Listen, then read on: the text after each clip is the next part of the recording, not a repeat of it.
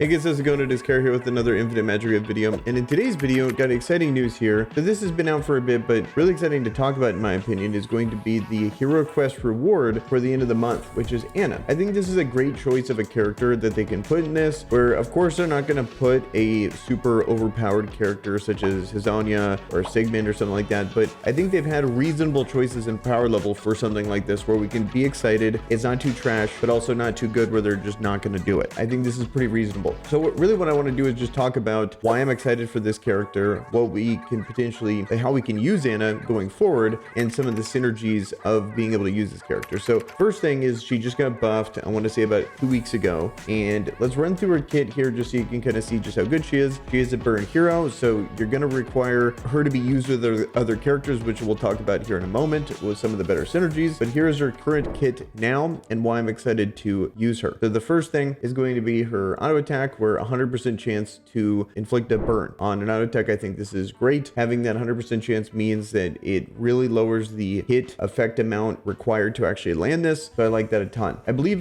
this is one of the changes. Also, I'll be sure to link a video talking about the changes in real time, so if you're curious to see what she used to be compared to what she is now, you can check that video out there. It'll be in the card in the corner. So then middle move here, this is one of her better moves, but unfortunately really gets boosted by the exclusive one, so it deals 200% attack damage to a target and 2 random enemies. But notice how it's all enemies now with the exclusive one. I think that's a really big deal, unfortunately, and probably going to need an exclusive one to really let her shine, but I think she'll still be very good without this. And then with a 100% chance to inflict 1 layer burn for 2 turns when booked on a 3-turn cooldown, I think that's perfect for a move like this. And then when the exclusive one, it's also increasing all his attack by 40%, which I think is amazing, especially for a character when you're boosting up other burn characters that you're going to pair with her. That's the best kind of buff you can possibly do, and she's going to be the one either proccing burns, whether it be like a Feist having it with the passive, or she's setting up someone like a Bari to come over the top and proc like 2 detonations in a row and get the attack up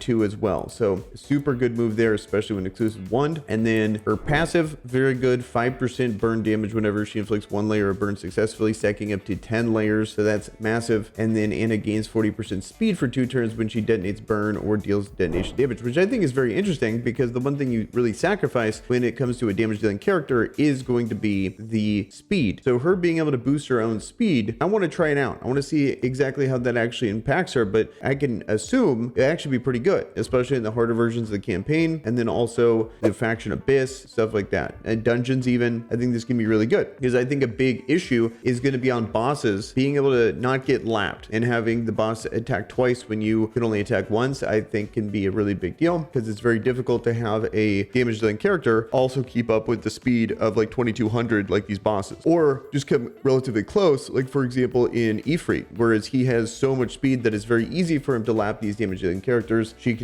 won't probably have as much speed as that character because he's so much faster, but at least not getting lapped to where he's doing a ton of damage. So then lastly, this is our best move. This is our ultimate here. We have 260%. It's 60% extra attack damage when booked on a 4-turn cooldown, but deals 100% attack damage and 200% detonation damage to all enemies. So this is fantastic because it just immediately procs it. There's a lot of these burn characters that rely on detonation damage happening, and then another effect will happen. So that is very good that it's just straight up, here's some detonation damage. You don't need to set up a burn to be able to do this, and it also is a ton of damage anyway. So she's really good now, in my opinion. I think she's one of the better burn characters, and burn, I think, indirectly got a buff by Elemental City being a thing, and then also having all these other game modes where we're having to clear waves as an important part of progression, whether it be the harder version of campaign, whether it be you're just starting out and you need someone like this in Anna and you happen to have other burn characters, also for Tower of Mark. But there is issues that I will discuss here in a second, but I'm a big fan of that. Also, I'm a big fan of them doubling down on burn characters for the monthly reward in this hero quest, because 2 months ago, I believe, because last month was Zia, then the month previous was Eric, and he's another burn character that I think is very good. Oh, well, I wouldn't say very good, but he's okay. And when it comes to these burn characters, they really do best in pairs. And then I also have a video breaking down me testing Bari, me testing Eric, and stuff like that. So if you want to see how that worked out, be sure to check that video out as well. But having the guaranteed, if you've been playing the past couple months, of being able to get someone like Eric here, and then to pair her with another guaranteed character with Anna, I think that's really cool. I like that strategy there of them being able to do that. So people can actually rely on having these fun pairings, because that's one of the nice things about Burn is that they are fun, they are good, but you do need to have the pairing there. And so for them to guarantee that, I think is great. And then I do want to close the video out with some issues when it comes to burn heroes.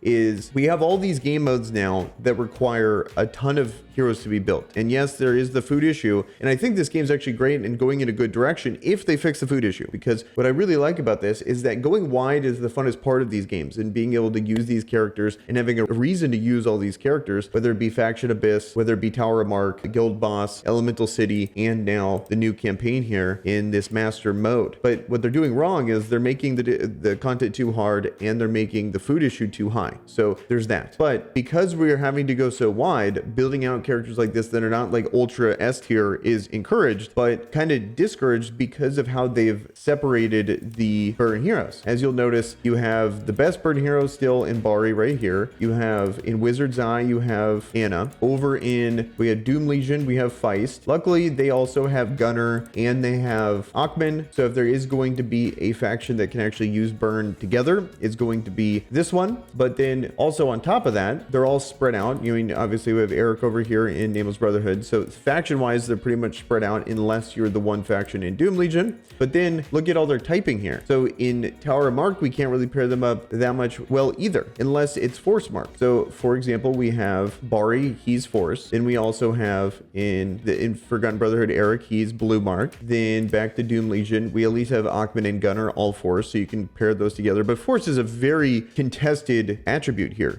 So there's so many good characters. So good luck trying to force those characters in to really rely on burn. And then you have Feist in green, which, you know, Eric is not even in there. We have Wizard's Eye, who Anna is a red mark. So that is one of the big detriments of a burn team. Like the whole point of them is to be able to pair together, and one of them lays the burn down, one of them procs it. But you can't really do that when they're all kind of separated, and the game modes you would actually want to use them in are doing that. So it really leans you to just having to use them in dungeons here, which is still good. And I like them in dungeons, especially with the changes as you start to progress up. Here, let me go to Rum here. So once you beat 30, then you're going to these harder ones, but they do have extra dungeon effects, which encourage you to use burn heroes. So enemy buffs increases the detonation damage dealt by burn, bleed damage and burn damage taken by 200%. Meanwhile, reduces the HP burning damage taken by 50%. So it's discouraging people to use HP burn because they know that HP burn is very powerful, and everyone would just use HP burn for the most part anyway if it wasn't for something like this. I think that is a poor way of going around balancing HP burn, in my opinion. But bleed is also very good, if not just as good, and they're boosting bleed as well. So people are kind of moving over to like a Nid Rolled, for example, and then when you get to this section, then the bleed's boosted again. So they just continue to keep using the same heroes, whereas at least burn is also getting the buff. But if anyone needs the buff, it's probably like poison, probably burn. Yes, they just buffed Nita and they buffed the poison heroes nowadays, but I think just the debuff itself probably needs some kind of change to really be relevant with these other effects here. So burn getting buffed here is nice, but if you already have bleed characters and you finally push up to here, then you're probably just going to keep doubling down on the bleed character anyway, because they just boosted one of the better effects at the time. But I do want to highlight this in case you really want to use these burn heroes, or you're just unlucky and don't have a good bleed hero, but you do have good bleed character or burn characters that you can use here. And odds are you probably do, because two of them are guaranteed in Eric and in Anna. So that is another thing encouraging, assuming you've been playing for a decent amount of time here, which would be about 2 to 3 months. So those are my thoughts on Anna. Actually pretty exciting that they're guaranteeing this and a guaranteed pairing. Curious to hear your guys' thoughts down below. And with that, guys, I'm out of here. Peace.